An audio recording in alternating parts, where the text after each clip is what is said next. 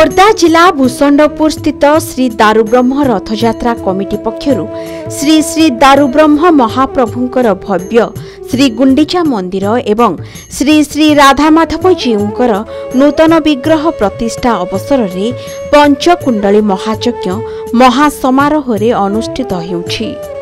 पंचकुंडली महायज्ञ सह भव्य श्री गुंडीचा मंदिर एवं श्री श्री राधामाधव जीउंकर नूतन विग्रह प्रतिष्ठा उत्सव अनुष्ठित हेउछि।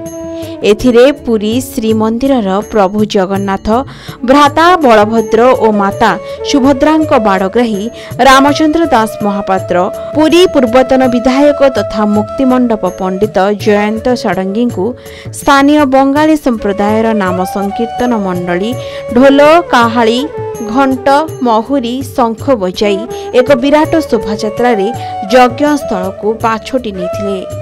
एहापरे प्रवचन कार्यक्रम अनुष्ठित होइथिला।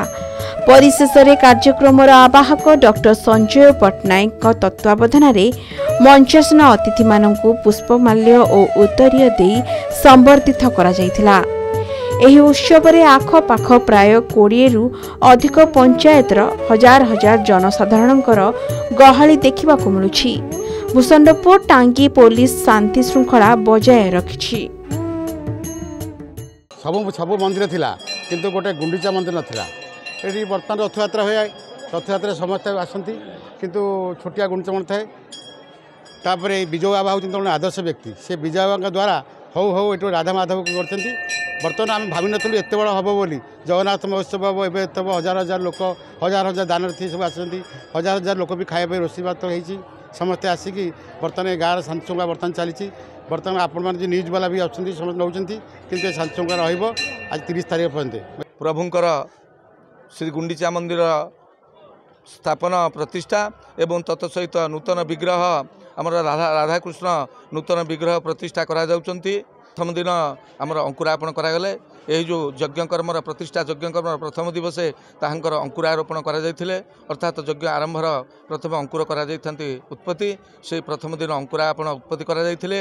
द्वितीय दिन ताहांकर जलयात्रा कलश यात्रा करा जाय कलशिया भाई माने जलयात्रा आनी कलश आनी जल पूर्ण करी जल पूजा करी नदी पाखरु जल आनी एठारे रखा जायथिले एवं मंडपरे सर्वदेवादेवी आवाहन पूजा विधान करा जायथिले एवं धान्य स्थापन करा जायथिले एवं द्वितीय दिन तृतीय दिन ताहांकर प्रभुंकर स्नान कार्यक्रम करा जायथिले एवं चतुर्थ दिन ताहांकर न्यास करबा उद्देश्यार्थे प्रभुंकर मंदिर जो प्रासाद रही से प्रासाद प्रतिष्ठा एवं प्रभुंकर शयन करा जायथिले। आज जगन्नाथमय होइछि भूषणपुर ये अंचलवासी ये ग्रामवासी ये अंचलर समस्त जगन्नाथ प्रेमी हो जाइछन्ति। जगन्नाथंकर आशीर्वाद तांको प्रति तांको परिवार प्रति अच्छी।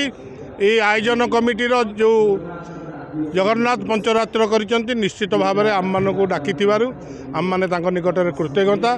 जय जगन्नाथ तांको जगन्नाथ शंकरपुरी चक्र आड़ुआल कर रखि था यही जगन्नाथ निकट में प्रार्थना। जय जगन्नाथ।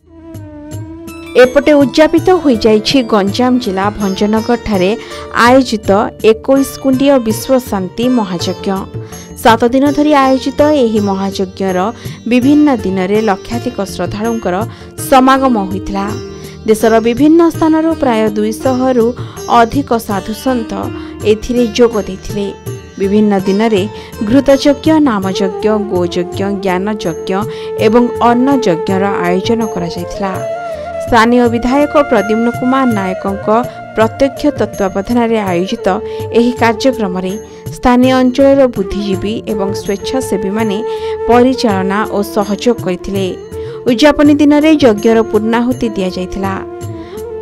पुलिस पक्षर सुरक्षा एवं आईन श्रृंखला परिस्थिति उपरे गुरुत्व दि जायथिला। जिलार विभिन्न स्थानरू आसीथिबा बहुसंख्यक श्रद्धालुंकर भिड़ देखा मिलथिला। एठे 21 कुंडीय आमर महंत महाराज तत्वावधान एमएलए तत्वावधान वर्तमान 7 दिन व्यापी विश्व शांति महायज्ञ वैष्णव यज्ञ आदि कर्म चली। यही प्रकार 7म दिवस पर्यंत पूर्णाहुति शेष पर्यंत विश्व शांति कल्याण निमित्त जो महामारी बा लोकों मध्य नानादी प्रकार अभेद नानादी प्रकार रोग पीड़ा वंशनाश नानादी प्रकार कलह वैरसा आदि बा गोमहिषा आदि पशुपति जनित नाना रोग उत्पन्न हो चली प्रत्याहार करने ब्राह्मण मान द्वारा आमर महंत महाराज ए 7 दिन व्यापी यज्ञ आयोजन कर विश्व कल्याण निमित्त एक भगवान इशारा जिनस हो पार्ची कारण एत बड़ योजना आम देखुचु आम कौन कहूँ निमिष मात्र योजना कार्यकारी है जोटा लोक मैंने जानी ओडिशा रे एपरी कार्यक्रम बिल्कुल देखी नथिबे। भारतर कोण अनुकोणरू साधु संत मैंने आसी एठारे उपस्थित रही जो प्रवचन दौरान से जनता शुणी कृतकृत्य अनुभव कर किसी ज्ञान अर्जन करने सह धर्म अर्जन करी एठी खुशी रे कालिपात करी विदाय नौचंदी। तेबे पंचकुंडली महायज्ञ सह 21 कुंडीय विश्वशांति महायज्ञ साधु सन्थक समेत अनेक जनसमागम होगा सह स्थानीय अंचल में सृष्टि होइछि एक आध्यात्मिक परिवेश। टांगीरू मनोज कुमार नायडू सह भंजनगर रत्नाकर साहू को रिपोर्ट के न्यूज ओडिशा।